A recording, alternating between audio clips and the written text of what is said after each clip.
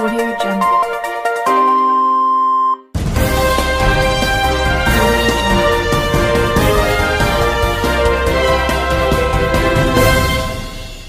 నమస్కారం RK communication city news కి స్వాగతం.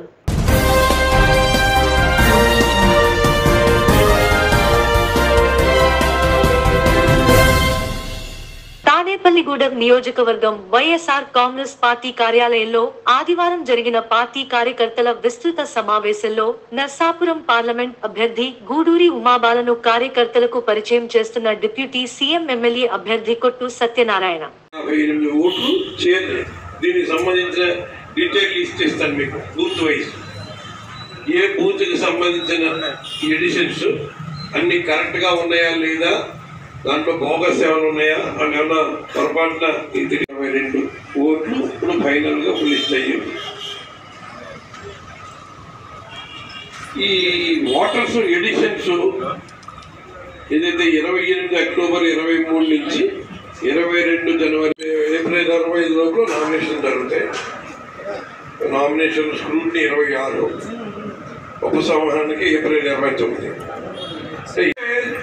ఆయన ఆలోచనలు ఎలా ఉండదో, ప్రజలతో ఎలా మమ్మేకోవాలో, ప్రజల్ని ఎలా కలుసుకోవాలో, ప్రజలకి ఏ రకంగా ఉత్సాహం ప్రజల్లో నింపాలో, కార్యకర్తలు నింపాలో అన్నది ఆయన జగన్ మార్కు అన్నది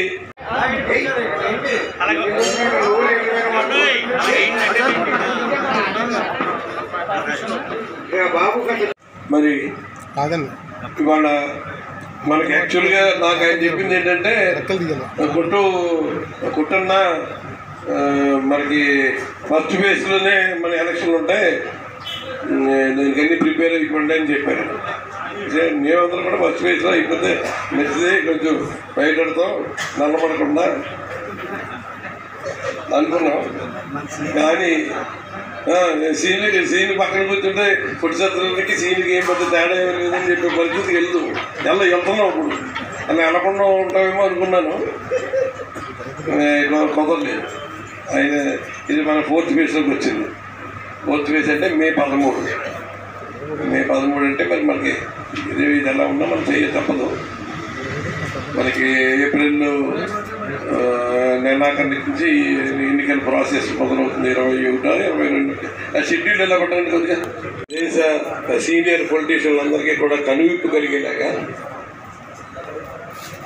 పార్టీని నడపడంలో కానీ, ప్రభుత్వాన్ని నడపడంలో కానీ ఆయన బంధాన్ని ఇవాళ దేశం అంతా కూడా అనుసరిస్తారు. ఆయన ఏ పందా అనుసరిస్తున్నారో ఆ పందాన్ని దేశం అనుసరిస్తారు. ఒక మీటింగ్ జరిగితే, ఒక సిద్ధం సభ జరిగితే ఆ సిద్ధం సభని వినూత్నంగా ఎలాగైతే తీర్చిదిద్దారో ఆ సభ ఏర్పాట్లు కూడా దేశం అనుసరిస్తూ ఉంది. మొన్నటి రోజున మమతా బెనర్జీ మీటింగ్ పెట్టింది. మన సిద్ధం సభలో రామాయ ప్రసాద్ స్పీడ్గా ఆదివారం అయిపోయింది టైం. మహిళా సోదరులకి,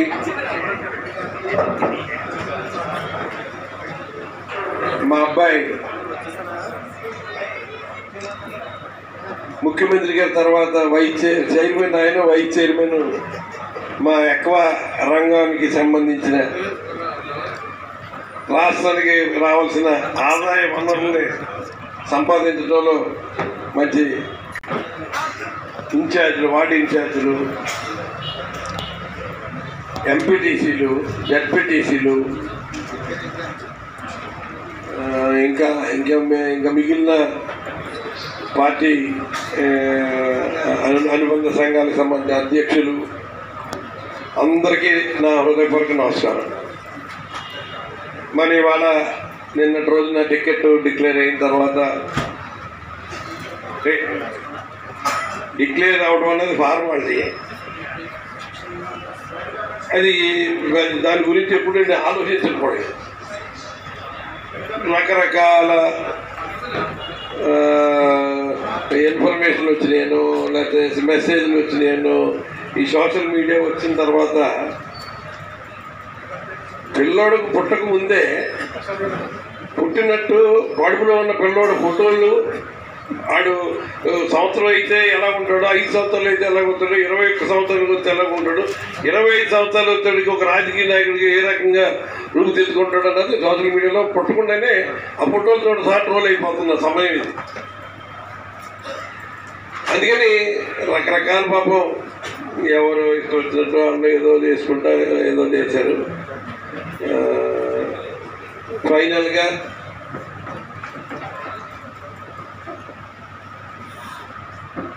నాయకుడు మన రాష్ట్ర ముఖ్యమంత్రి వైఎస్ఆర్ కాంగ్రెస్ పార్టీ గత 13 సంవత్సరాల నుంచి తాడేపల్లిగూడెం నియోజకవర్గం తాడేపల్లిగూడెం మండలం మోదుగుంట గ్రామంలో బొలిశెట్టి శ్రీనివాస్, తోట గోపి, పైబోయిన రఘు, అడప ప్రసాద్ అధ్యక్షతన వైసీపీ ప్రభుత్వం నుంచి 200 మందికి పైగా మాజీ సర్పంచ్ చేపూరి సత్యనారాయణ, గ్రామ sarpanch Katta Janaki Ramayya, MPTC Dandaboina Venkataramana, vice president Vallepalli Satyanarayana మరియు వారి అనుచరులతో కలిసి సిద్ధ వీరన్న, వీరరాజు మరియు ఎస్సీ అయిన పార్టీ ప్రభాకర్ రావు ఆధ్వర్యంలో శ్రీనివాస్ చేతుల మీదుగా అధినేత పవన్ కళ్యాణ్ సిద్ధాంతాలు మరియు శ్రీనివాస్ సేవా గుణాలు నచ్చి జనసేన కండువాలు వేయించుకున్నారు.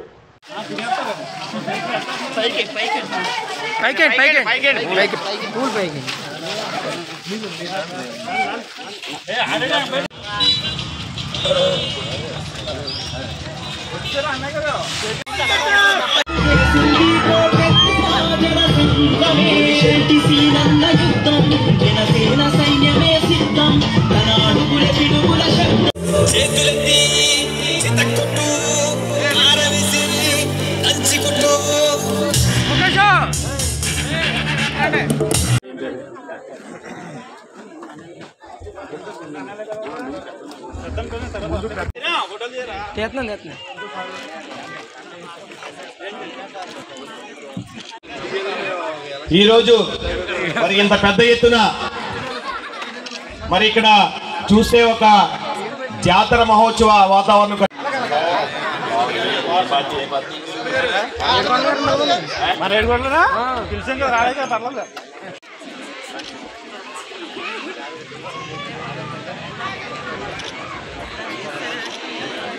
జనసేన పార్టీ మరి ఆపద్ బాంధవులు తాడేపల్లిగూడెం ముద్దుబిడ్డ మరి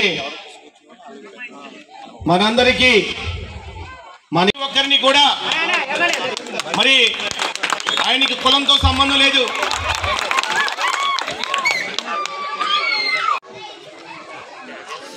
బొలిశెట్టి శ్రీనివాస్ గారిని నమ్మి ఈ రోజున ఈ నియోజకవర్గం ప్రజలు ప్రతి ఒక్కరూ కూడా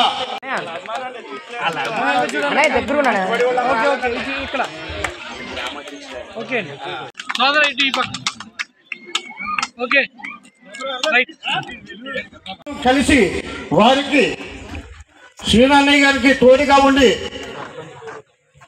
శ్రీరామ్ సాగర స్వాగతం పలుకుతూ మరి ఆయనకి కండువా వేలుస్తుగా కోరుతున్నాం.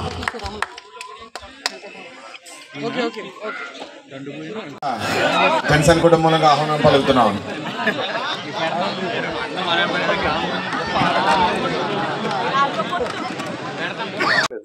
ఇంకా నేను పడుకుంటాను ఏ టాబ్లెట్ అని తీసుకుని, ఒరే నువ్వు అక్కడికి వెళ్ళు, నువ్వు ఎక్కడికి వెళ్ళు, నువ్వు ఇచ్చేయి, నువ్వు వచ్చేయి, నేను చూసుకుంటాను అన్ని నాకు ధైర్యం చెప్పిన వ్యక్తి తోటగోపి. మీ అంతా అన్నదమ్ములే ఉన్నాం. మా ఎలక్షన్ చేస్తే ఎదరోడు సింహస్వప్నం, మేము ముగ్గురం చేస్తే తోటగోపి, బొలిశెట్టి సీను, పైబోయిన రఘు అంటే త్రైమ్ అంటే ముగ్గురికి ఇప్పుడున్న కొట్టు సత్యనారాయణ కూడా ప్యాంట్ తడిసిపోయింది వరకు కాదు. ఇప్పుడు మరి వయసు పెరిగింది కాబట్టి ఆడికి సరైన యాక్చువల్గా కొంచెం ఆరోగ్యం ఈ మధ్యన ఇప్పుడిప్పుడే కోలుకుంటున్నాడు. ఆ భగవంతుడి దయ వల్ల నెక్స్ట్ నేను నెగ్గేటప్పటికి ఫస్ట్ మీటింగ్ ఆడితోనే మీ ఊళ్ళో పెట్టిస్తానని కూడా మీ ప్రమాణం చేస్తాను. ఎందుకంటే ఈరోజు మాటకి మాట సాయం, మనిషికి మనిషి సాయం. వయసు అయిపోయేటప్పటికి మాకు కూడా బాధ కలిగింది. ఆడు మాకంటే యాక్టివ్గా ఉండాలని నేను కూడా ప్రయత్నం చేస్తున్నాను.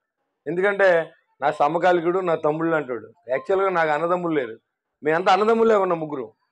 అలాంటిది ఏంటంటే పరిస్థితుల రీత్యా వ్యాపారాలు దెబ్బతిని, లేకపోతే ఆరోగ్యం దెబ్బతినో, లేదా పార్టీల గురించో కొంత ఎడబాటు వచ్చినప్పుడు కూడా మా ఆఖరి సమయం వచ్చేటప్పుడు మేము అంతా కలిసి ఉన్నాం, చాలా సంతోషంగా ఉంది నాకు. రాజకీయం కంటే కూడా మా బంధుత్వాన్ని, మా స్నేహాన్ని మళ్ళీ ఆ రాజకీయం ద్వారా నిలబెట్టిన భగవంతుడు నేను కృతజ్ఞత చెప్తున్నాను. మేము అది చూసాం, అంతేగాని మానవత్వం చూసాం, మనిషిలో స్నేహం చూసాం, కష్టం చూసాం, కన్నీళ్ళు చూసాం, పేదవాడు పడి బాధ చూసాం.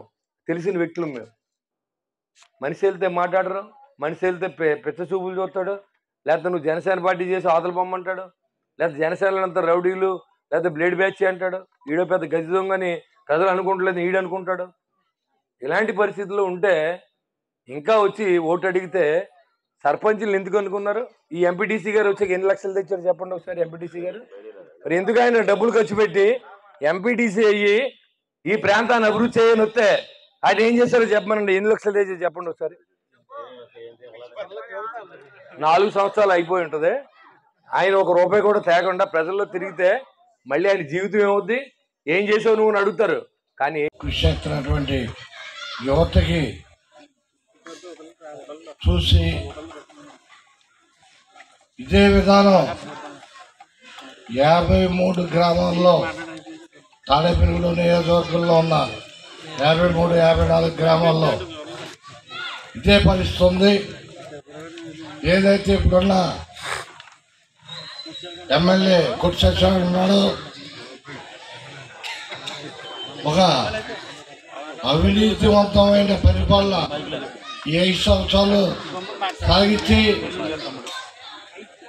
అదే రిపోర్ట్స్ హైకమాండ్కి వెళ్ళి టికెట్ ఇవ్వదంటే వేరే అభ్యర్థికి ఇస్తే మళ్ళీ వెళ్ళి కాళ్ళు పట్టుకుని నా రకాల జనాలు ఉన్నారు, నేను ఎక్కుతాను, ఓటుకి 5,000 ఇస్తానని చెప్పి మాట్లాడి టికెట్ తెచ్చుకున్నాడు. ఇవాళ ఓటుకి 5 కాదు 10,000 ఇచ్చినా అతని వ్యవహార శైలికి, అతనున్న అహంకారానికి.